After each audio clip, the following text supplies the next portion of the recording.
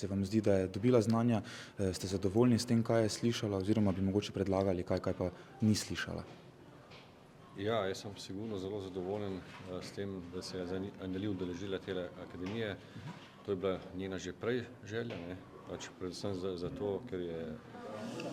ker akademija ponuja veliko novih stvari, ki jih drugače kot mlada športnica, nogometašica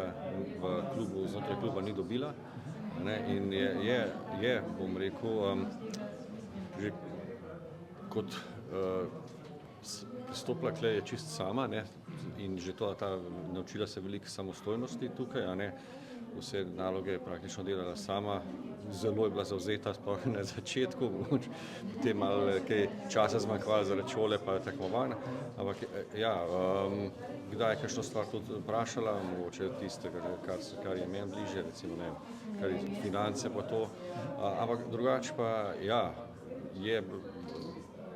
mislim, da jo, kar se tiče psihologije, prehrane, ne, tudi o družbenih omrežij, tudi finance, ne, izvedela veliko novih stvari,